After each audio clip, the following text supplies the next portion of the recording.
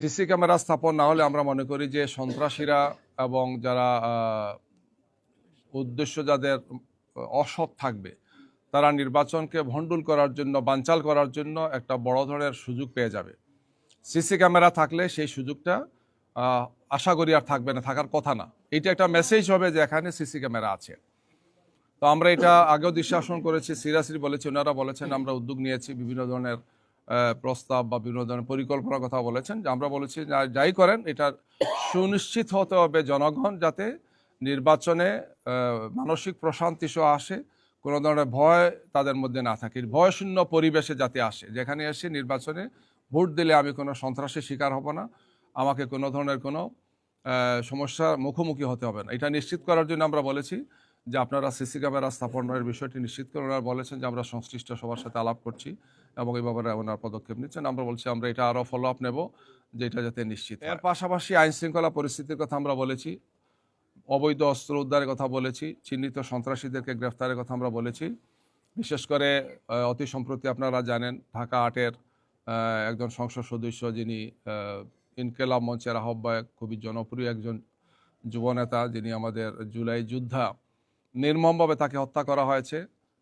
তিনি নির্বাচনী কার্যক্রমে ছিলেন, এই অবস্থায় তাকে হত্যা করা হয়েছে এবং হত্যাটা খুবই নির্মম নিষ্ঠুরভাবে হয়েছে, যেটি পুরো দেশেই ব্যাপক আলোড়ন সৃষ্টি করেছে এবং বিপুল সংখ্যক মানুষের মধ্যে একটা মানসিক ট্রমা তৈরি করেছে কি। তো এটা সহ আরও যে সমস্ত ঘটনাগুলো ঘটছে, খুলনায় একজন সাংবাদিককে হত্যা করা হয়েছে সহ, আমরা বলেছি যে এর জন্য ওনাদের গুরুত্বপূর্ণ একটি বিষয় হচ্ছে যে অবৈধ অস্ত্র উদ্ধার করা, সন্ত্রাসীদেরকে গ্রেফতার করা। তো এ ব্যাপারে ওনারা আমাদেরকে বিভিন্ন পদক্ষেপ যেগুলো নিয়েছেন, আইনশৃঙ্খলা বাহিনীর প্রধানদের সাথে, তারপরে অন্যান্য বাহিনীর প্রধানদের সাথে মিটিং করেছেন, বলছেন আজকে আমাদের একটা মিটিং এখানে হয়েছে। এই সব মিলে ওনারা আমাদেরকে বলেছেন যে আমরা এই সমস্ত উদ্যোগগুলো নিয়েছি। আমরা বলছি না, জনমনে এটা নিয়েও উদ্বেগ আছে, উৎকণ্ঠা আছে। আপনাদের পক্ষ থেকে আরও দৃশ্যমান আমরা দেখতে চাই যে আপনারা নিকট ভবিষ্যতে সামনের দিনগুলোতে যাতে এই ব্যাপারে প্রয়োজনীয় পদক্ষেপগুলো গ্রহণ করে। এরই সাথে আমরা আরেকটি বিষয় বলেছি যে আমাদের নেতৃবৃন্দ যারা নির্বাচনে ভূমিকা রাখছেন, আমাদের আমিরে জামাত, সেক্রেটারি জেনারেল, কেন্দ্রীয় নেতৃবৃন্দ, শীর্ষ নেতৃবৃন্দ ব্যাপক সফর করবেন, বিভিন্ন জায়গাতে তাদেরকে যেতে হবে, তাদের নিরাপত্তার বিষয়টি আমরা দৃষ্টি আকর্ষণ করেছি যে কেউ অনেক ফেসিলিটিস পাবেন, ভিভিআইপি ফেসিলিটিস পাবেন, আবার কেউ পাবেন না। এটা তো লেভেল প্লেইং ফিল্ডের হলো না এটাকে। এই বিষয়টি ওনাদের দৃষ্টি আকর্ষণ করেছে। ওনারা বলেছেন যে এই বিষয়টি সংশ্লিষ্ট যে মন্ত্রণালয় দেখেন তাদের সাথে তারা কথা বলবেন, ওনাদের পক্ষ থেকে প্রয়োজনীয় ভূমিকা ওনারা রাখবেন। এই সমস্ত বিষয় নিয়ে আমরা আলোচনা করেছি। এর পাশাপাশি প্রবাসীদের ভোটাধিকারের যে বিষয়টি আমরা বলেছি যে ভোট হওয়ার পরিমাণটা ভালো যদিও, কিন্তু আমাদের প্রত্যাশা অনুযায়ী হচ্ছে না, বিভিন্ন কারণে হচ্ছে না, সেটা আমরা আলোচনা করেছি। যে ভোটাররা যখন যান সেখানে ভোটার হতে গিয়ে রেজিস্ট্রেশন সহ এই প্রক্রিয়া যে অ্যাপসগুলো ওনারা করেছেন খুবই স্লো, বিভিন্ন সমস্যা ওনারা বলেছেন যে বিভিন্ন ধরনের সমস্যা হচ্ছে, কী কী কারণ হচ্ছে সেগুলো ওনারা চিহ্নিত করে ব্যবস্থা নিচ্ছেন। আমরা বলেছি যে প্রবাসীদের বিরাট প্রত্যাশা, প্রায় 100 কোটির উপর ভোটার হওয়ার মতো এখানে হয়েছে, সব মিলে 6 লাখের বেশি এখনও হন নাই, 6 লাখের পাশাপাশি হবে ওনারা বলেছেন। তো এখনও যে সময় আছে আমরা বলেছি যে এই ব্যাপারে প্রয়োজনীয় পদক্ষেপ নেওয়া এবং প্রবাসীরা যারা আমাদের রেমিটেন্স যোদ্ধা, যারা আমাদেরকে এই দেশের অর্থনীতিকে সচল রেখেছেন, তাদের বিরাট প্রত্যাশা যে তারা ভোটাধিকার পাবেন, ভোট দিতে পারবেন, এই বিষয়টি যাতে তারা প্রয়োজনীয় পদক্ষেপগুলো গ্রহণ করেন আমরা সে বিষয়ে তাদেরকে দৃষ্টি আকর্ষণ করেছি, পরামর্শ দিয়েছি, ওনারা সেই সমস্ত বিষয়গুলো দেখছেন। এগুলো নিয়ে আমাদের মধ্যে আলোচনা হয়েছে আর কি। জি, ধন্যবাদ। আচরণবিধির ব্যাপারে আপনারা কথা বলছেন বারবার। আচরণবিধি আমরা দেখেছি যে ভার্চুয়ালও কিন্তু অনেকে কাউকে অ্যাটাক করে বা যে কথাগুলো বলা হচ্ছে, এবার ইসি বলেছে যে এই ভার্চুয়াল বিষয়গুলোকে তারা নজরে আনবেন এই ক্ষেত্রে, এবং এই পর্যন্ত যেই আচরণবিধিগুলো লঙ্ঘন হয়েছে এতে কোনো দৃশ্যমান ব্যবস্থা তারা নিয়েছেন কিনা, এই দুটো বিষয় নিয়ে কোনো কথা বলেছেন? আমরা যখন আলাপ করেছি ওনারা দেখলাম কিছু কিছু বিষয় সম্পর্কে অনেক সময় জানেন না মনে হলো আর কি। বললাম যে না, আপনাদের অবশ্যই তো এ ব্যাপারে একটা ব্যবস্থা থাকা উচিত যে মানে ভার্চুয়ালি বা অনলাইনে এই যেগুলো হচ্ছে এগুলো দেখার মতো ব্যবস্থা থাকা উচিত। আমরা কিছু ওনাদেরকে দেখিয়েছি দুই একটা আইটেম যে এই ধরনের এগুলো হচ্ছে কি। তো ওনারা বলেছেন আমরা এগুলো ব্যবস্থা নিব, নোট নিয়েছেন। আমরা আশা করব যে এটা এক্ষেত্রে ওনারা প্রয়োজনীয় পদক্ষেপ গ্রহণ করবেন। আমরা বাংলাদেশ জামাত ইসলামীর পক্ষ থেকে আজকে নির্বাচন কমিশন কার্যালয়ে আসছিলাম। প্রধান নির্বাচন কমিশনার সাহেব সহ নির্বাচন কমিশনের সাথে আমাদের একটি মিটিংয়ের জন্যে। এই মিটিংয়ে আমরা 3 জনের ডেলিগেশনে আসছি। দেখতে পাচ্ছেন আমি জামাতের সহকারী সেক্রেটারি জেনারেল এবং মিডিয়া এবং প্রেস সেকশনের টিমের দায়িত্বে আছি। আমার পাশে আছেন ডান দিকে জনাব মোবারক হুসাইন, বাংলাদেশ জামাত ইসলামীর কেন্দ্রীয় নির্বাহী পরিষদের সদস্য এবং ঢাকা 13 আসন, অর্থাৎ এই আসনের তিনি আমাদের এখানকার নমিনি প্রার্থী। আমার পাশে আছেন অ্যাডভোকেট জসিমউদ্দিন সরকার, সিনিয়র লয়ার, আমাদের লয়ার্স কাউন্সিলের তিনি সভাপতি এবং ঢাকা 10 আসনের তিনি নমিনি আমাদের প্রার্থী। এই তিনজনের ডেলিগেশন আমরা আজকে আসছিলাম। আমরা কয়েকটি বিষয়ে ওনাদের সাথে আলোচনা করেছি। আপনারা জানেন যে আমরা আগেও এসেছি, বিভিন্ন বিষয়ে দৃষ্টি আকর্ষণ করেছি, পরামর্শ দিয়েছি। আমাদের আজকের মেন কনসার্ন ছিল আচরণবিধি। আপনারা জানেন যে 11 তারিখ, এই মাসের 11 তারিখ নির্বাচনের শিডিউল ঘোষণা হয়েছে।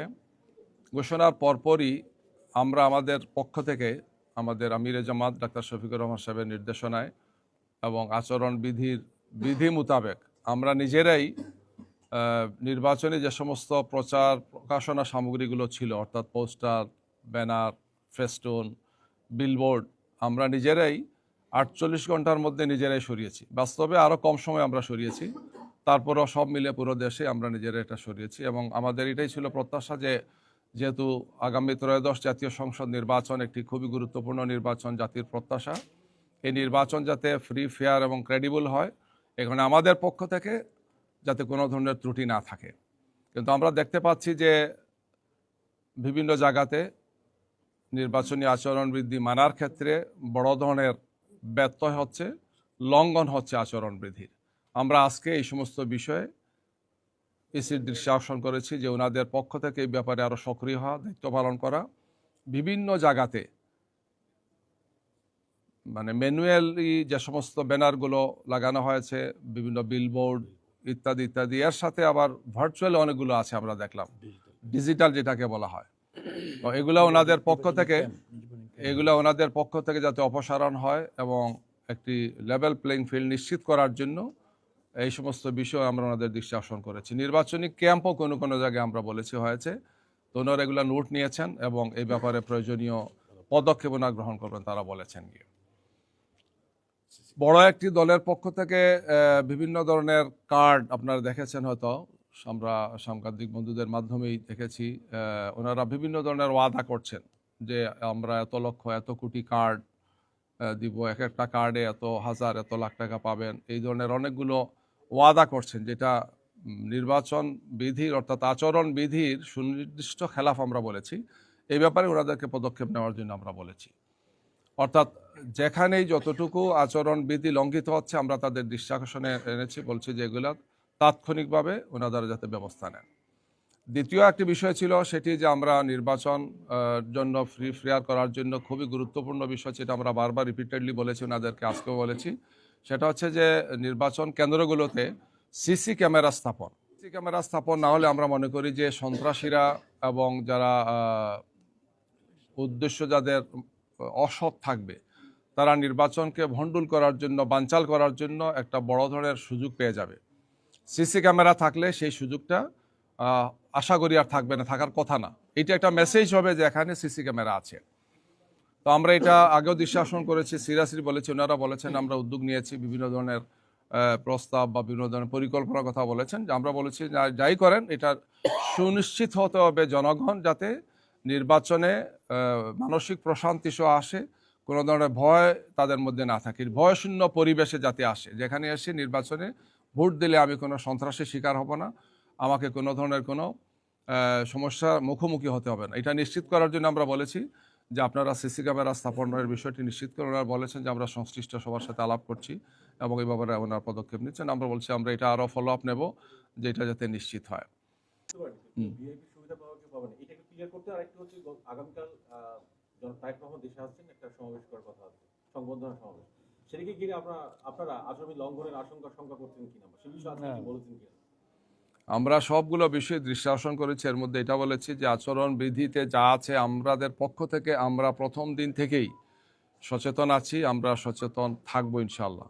কোনো দল যদি করে এটার দায়িত্ব হচ্ছে ইসি তো নিরপেক্ষ, ওনারা দেখবেন যে কোন দল কি করে না করে, আচরণবিধি লঙ্ঘন হচ্ছে কিনা, দায়িত্বটা ওনাদের। আমরা এই বিষয়ে ওনাদের দৃষ্টি আকর্ষণ করেছি, এই বিষয়ে যে আচরণবিধি যাতে লঙ্ঘন না হয় এই বিষয়ে বিদ্যমান আইনে যা আছে এই সমস্ত বিষয়গুলোকে যথাযথভাবে যাতে তারা প্রয়োগ করেন এই বিষয়ে আমরা তাদের সাথে কথা বলেছি, দৃষ্টি আকর্ষণ করেছি, পরামর্শ দিয়েছি তাদেরকে। আপনাদের মতে জি। কালকে যে সমাবেশটা হবে সেটি আসলে আচরণবিধি লঙ্ঘিত হচ্ছে কিনা আপনাদের মতে কি আইন অনুযায়ী?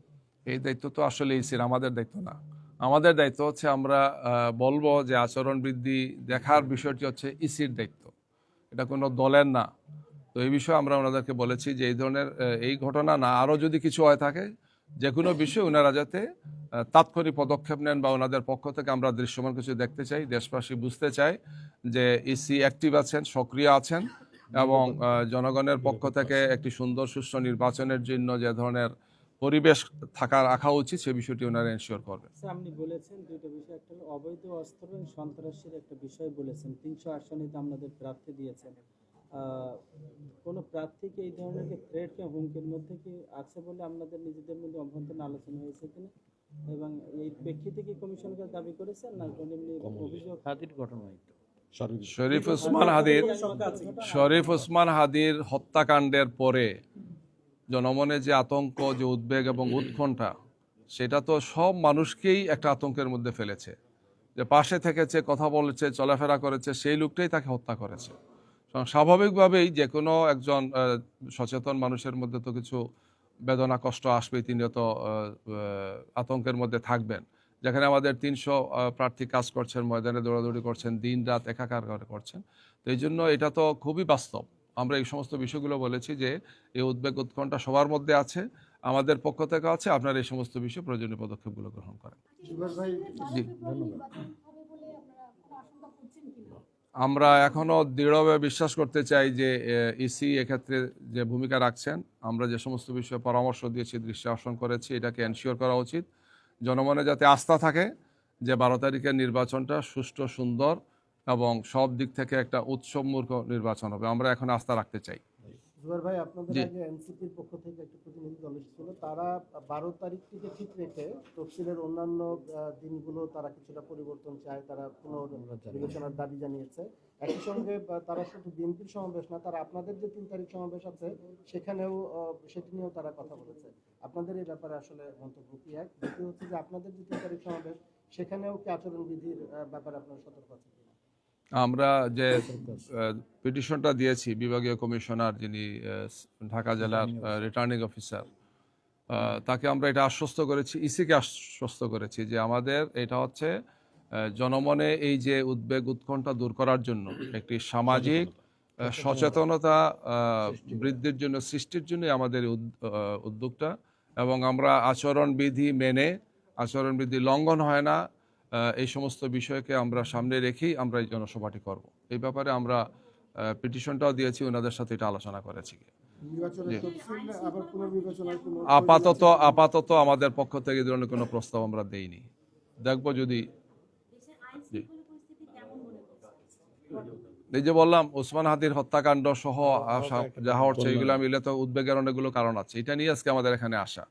এই জন্য আমরা বলেছি যে অবৈধ অস্ত্র উদ্ধার, সন্ত্রাসীদের গ্রেফতার সহ প্রশাসনের যাদের সাথে মিটিং করেছেন তাদেরকে অ্যাক্টিভ করা, যে সিরিয়াসলি মনিটরিং করা, যতদিন যাবে তত তো আশঙ্কার দিকটা আসতে পারে, যদি নির্বাচন যত ঘনিয়ে আসে সাধারণত তত বেশি উদ্বেগ থাকে আর কি। তো এই সব মিলে ওনারা যাতে এই ব্যাপারে দায়িত্ব পালন করেন, আমরা সেটা পরামর্শ দিয়েছি, বিশ্বাসন তাদেরকে করেছি। একটা বড় দলের পক্ষ থেকে কার্ড বিতরণ হচ্ছে, 50 কোটি কার্ড দেওয়া হবে, প্রত্যেকে এত হাজার করে দেওয়া হবে, এত লক্ষ পুরুষ, এত লক্ষ মহিলা দেখতেছেন, আপনাদের মাধ্যমে তো আমরা দেখতে পাচ্ছি। তো এই সমস্ত বিষয় নিয়ে আমরা তাদেরকে বলেছি যে আপনারা এগুলো একটু আল্লাহর রাস্তায় দেখেন, খোঁজখবর রাখেন, প্রয়োজনীয় ব্যবস্থা গ্রহণ করেন। এটা আপনারাও জানেন, আমরাও জানি সবাই মিলে। জি জি, সবাই জানেন। জি, আর কিছু না থাকলে আমরা শেষ করতে পারি। সবাইকে ধন্যবাদ। জি জি জি,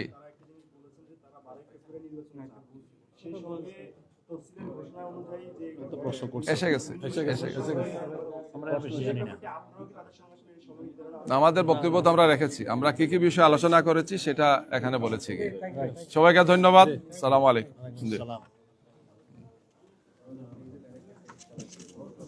এগুলা কি ফ্রি নাকি?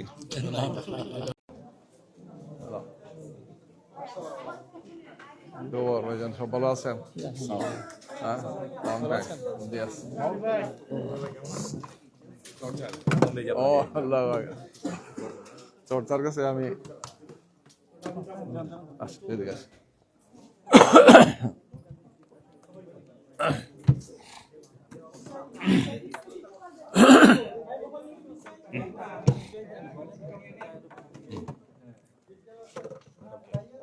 একটু ক্লিয়ার দেখেন 2 ইঞ্চি। একটু সাইডে যান দেখেন। সরি, আমরা কি আরম্ভ করতে পারি?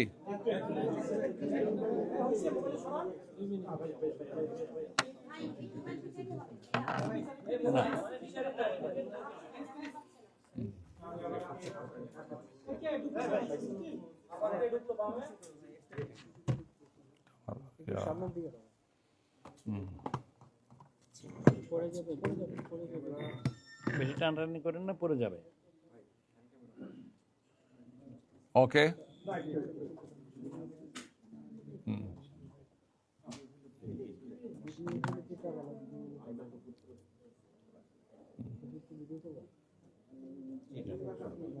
জি আসসালামু আলাইকুম। সম্মানিত সাংবাদিক বন্ধুগণ,